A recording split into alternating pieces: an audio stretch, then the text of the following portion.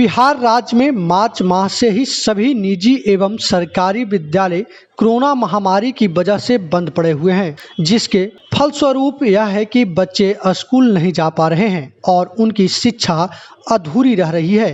कई संस्थानों ने ऑनलाइन शिक्षा की पद्धति जरूर अपनाई, लेकिन कहीं न कहीं जहानाबाद में ऑनलाइन शिक्षा कारगर साबित नहीं हो रहा है। अब विद्यालय के संचालकों ने बिहार सरकार के समक्ष अपनी बात रखने को ठान लिया है, जिसके मद्देनजर जहानाबाद जिला समाहरणालय के समक्ष आज जहानाबाद के निजी विद्यालय के संचालकों ने एक दिवसीय धरना दिया। धरना देते हुए शिक्षकों ने कहा कि बिहार में मार्च महीने से ही सभी स्कूल बंद हैं, लेकिन आज तक कोई भी इस पर विचार विमर्श नहीं किया गया है। सभी निजी विद्यालय के संचालक, शिक्षक, शिक्षिकाएं एवं कर्मचारीगण विद्यालय के संचालन के लिए राज्य सरकार का आदेश का इंतजार कर रहा है, लेकिन अब तक कोई भी सरकार के द्वारा गाइडलाइन नहीं आया है।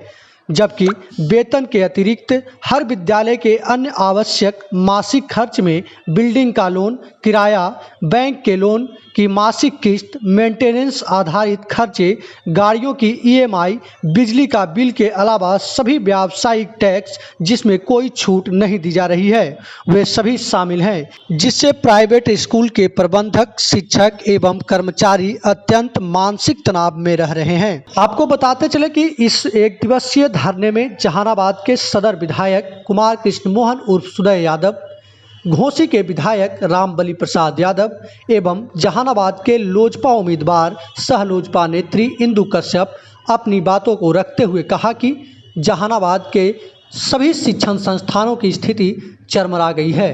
अब स्कूल संस्थान को खोलने की जरूरत है ताकि जहानाबाद के नौनिहालों को जहां शिक्षा मिल सके। सुनिए इस मौके पर जहानाबाद विधायक सुदय यादव ने क्या कुछ कहा है। क्या है यहाँ साथ में निजी स्कूल और प्राइवेट स्कूल के सभी स्टाफ लोग के साथ और मालिक लोग के साथ आप यहाँ धरना पे आए हुए हैं? देखिए,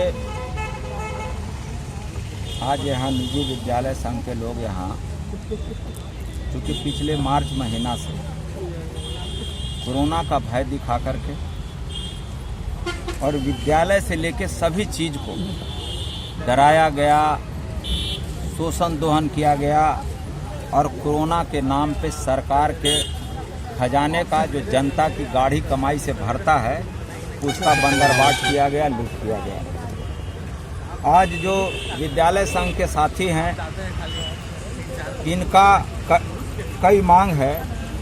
ये इनके यहाँ बिजली बिल माफ़ करो, इनका जो ट्रांसपोर्ट है उसका ट्रांसपोर्ट का जो अति है पैसा लगता है सरकार का वो माफ़ करो, फिर किराया माफ़ करो। तो इन सब सारे सवालों को लेकर के यहाँ ये लोग समाहरणालय के समक्ष सत्याग्रह पर बैठे हुए हैं। और चूँकि हम जहानाबाद के प्रतिनिधि हैं, हमने वचन दिया था वोट लेने से पहले भी यहाँ के आवाम को कि जब कोई असहज असहाय महसूस करेगा सरकार और उसके अधिकारी से तो हमको एक बार आवाज़ दे दीजिएगा, हम आपके बीच में उपस्थित रहेंगे। उन्हीं वचन को पूरा करने के लिए निजी विद्यालय संघ के साथियों ने कल ही हमसे संपर्क किया था कि विधायक जी, हम इन सब मामलों में अपने आप को असहज महसूस कर रहे हैं, सरकार हमारी बात नहीं सुन रही है, सरकार के जो नौकरशाह हैं ये हमारी बात नहीं सुन रही है। तो हमने ये भी एक वचन दिया था इन लोगों को और हम अपना ड्यूटी समझते हैं, हम अपना फ़र्ज समझते हैं कि हमको लोग विधायक इसीलिए बनाया, अपना जनप्रतिनिधि इसीलिए चुना कि इनकी आवाज़ सरकार और उसके अधिकारियों तक नहीं पहुंचती है, तो इनकी आवाज़ बन के हम सरकार और उसके अधिकारी तक हम इनकी आवाज़ बन के वहाँ पहुँचाने का काम करेंगे। हम इसीलिए आज उपस्थित यहाँ हैं कि इनका हौसला किसी भी हालत में हम कमज़ोर नहीं होने दें, इसने इनके हौसले को हम बढ़ाने का काम करें। इन लोगों का मुख्य रूप से क्या मांग है? इनका मुख्य रूप से मांग है कि विद्यालय को पहले खोला जाए और जिस तरह कोविड का नियम है हम उसके तहत ही यहाँ के बच्चों को शिक्षा देंगे। क्योंकि यही नहीं, हम भी उससे आहत हैं क्योंकि हमारे बच्चे भी विद्यालय में पढ़ते हैं और उन लोगों को पढ़ाई लिखाई में कठिनाई हो रही है। क्योंकि अभी सभी के घरों में एंड्रॉयड फ़ोन नहीं है, सभी के घरों में कंप्यूटर नहीं है, और है भी तो यहाँ की जो व्यवस्था है, नेटवर्क का प्रॉब्लम है, कभी सर्वर डाउन है, तो तरह तरह की समस्याओं को लेकर के बच्चों की पढ़ाई नहीं होती है। जब ऑनलाइन क्लास शुरू हुआ तो पता चला कि नेटवर्क गायब है। तो इन सब सारी बातों को लेकर के है कि आप मतलब ऑफलाइन यहाँ क्लास शुरू कराइए, सब बच्चा जाएगा, एक दिन बंद होगा, एक दिन जाएगा, या फिर 2 शिफ्ट में क्लास लोग चलाएगा। तो इन सब सारी बातों को लेकर के यहाँ सब निजी विद्यालय के साथी लोग हैं और उसका हम पुरजोर समर्थन करते हैं, सहयोग करते हैं। और यही नहीं, हम आज सड़क पर हैं, इस बात को लेकर के कल सदन में भी हम इनकी बात को लेकर के हम सदन में भी कल जाएंगे, हम इन लोगों को विश्वास दिलाएंगे। सुनिए इस मौके पर घोसी विधायक रामबली प्रसाद यादव ने क्या कुछ कहा है। एसोसिएशन है चिल्ड्रन वेलफेयर फंड एसोसिएशन जो आज जो सत्याग्रह आंदोलन रखे हैं, इस पे आप सरकार को क्या संदेश देना चाहते हैं? देखिए, सरकार को हम तो पहले संदेश ये देना चाहते हैं कि आप सरकारी विद्यालय को बंद ही कर दे रहे हैं कोरोना के नाम पर, कोचिंग संस्थानों को बंद ही कर दे रहे हैं, तो आप कहना क्या चाह रहे हैं?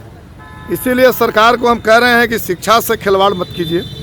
मैकाले ने बड़ी सलाह दिया था अंग्रेज़ों को, लेकिन वो अंग्रेज़ नहीं टिक पाए यहाँ, अंग्रेज़ को यहाँ से जाना पड़ा। तो जिस तरह से गोरे अंग्रेज़ यहाँ से चले गए हैं, भूरे अंग्रेज़ के रूप में जो सरकार है, वो गोरे अंग्रेज़ों के खिलाफ जो लड़े हैं लोग 1857 से लेकर के 1947 तक, उससे सरकार सबक ले। और ये जो संस्थानों को आपने जो बंद किया है, ये संस्थान को आप खुलवाइए।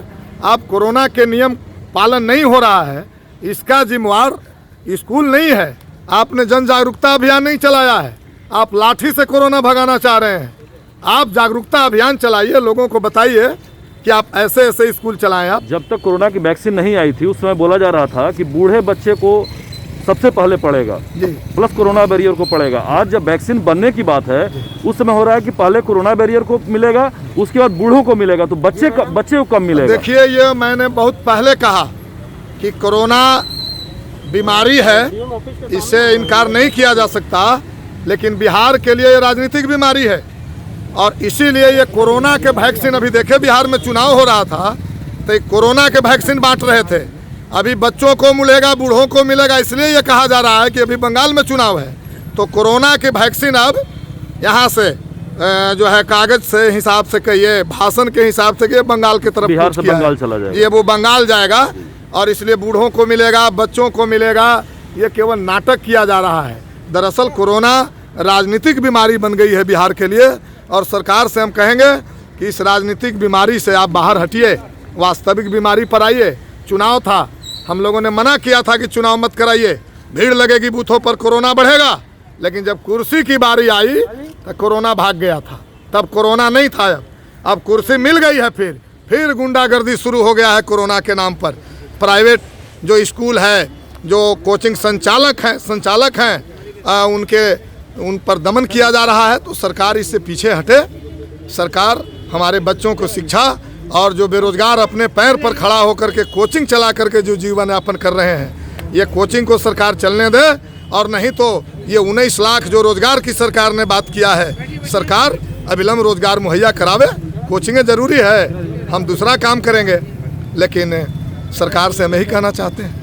सुनिए इस मौके पर लोजपा नेत्री इंदु देवी कश्यप ने क्या कुछ कही है। सत्याग्रह के लिए बैठे हैं, तो सरकार को आप क्या संदेश देना चाहते हैं? सरकार को मैं कहना चाहती हूँ, उनसे आग्रह करना चाहती हूँ कि आप निजी विद्यालय के लिए भी विचार करें, क्योंकि सरकारी विद्यालय को तो सभी सुविधाएं दी जा रही हैं, और निजी विद्यालय आज इस स्थिति में पहुँची हुई है कि आप कहते हैं कि मैं रोजगार दूंगी, तो सरकार निजी विद्यालय रोजगार दे रही है, लेकिन जो स्थिति बना हुआ है, तो इस स्थिति में पूरा स्कूल बंद पड़ा हुआ है, और सारे स्कूल के जो शिक्षक हैं और संचालक हैं, स्थिति ये बना हुआ है कि वो भूखे मरने पर विवश हो रहे हैं। तो मैं उनसे आग्रह करना चाहूँगी कि निजी विद्यालय का भी संचालन जल्द से जल्द कराया जाए, ताकि जो आप सोच रहे हैं मॉल चलाने से अगर कोरोना नहीं हो सकता है, रेस्टोरेंट चलाने से कोरोना नहीं हो सकता, सिनेमा हॉल खोलने से जब कोरोना वायरस नहीं हो सकता, तो फिर निजी विद्यालय चलाने से क्यों होगा।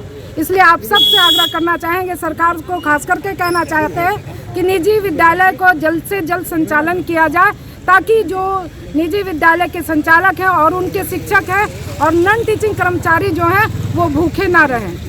तो क्या आपको लगता है कि इस तरह से सत्याग्रह आंदोलन और आगे भी चलता रहेगा? बिल्कुल, अगर सरकार नहीं सुनेगी तो विवश होकर के संचालक रोड पे आएंगे। ऐसी क्या स्थिति हो गई कि जो राष्ट्र निर्माता है, जो बच्चे का भविष्य बनाते हैं, एक तरफ तो इंडिया का स्लोगन है पढ़ेगा इंडिया तो बढ़ेगा इंडिया, और फिर भी उनके ऊपर ध्यान नहीं दिया जा रहा है। आप कुछ इसके बारे में कहेंगे? कहीं ना कहीं मुझे लग रहा है कि ये शिक्षा व्यवस्था को ध्वस्त करने की ये साजिश है, क्योंकि निजी विद्यालय ही ऐसा काम कर रही है जो एक अच्छे बच्चों का शिक्षा दे रही है, एक अच्छा संस्कार दे रही है, एक अच्छा देश का नागरिक बनाने में उनकी भूमिका है, उसको कहीं ना कहीं ध्वस्त करने की ये साजिश है।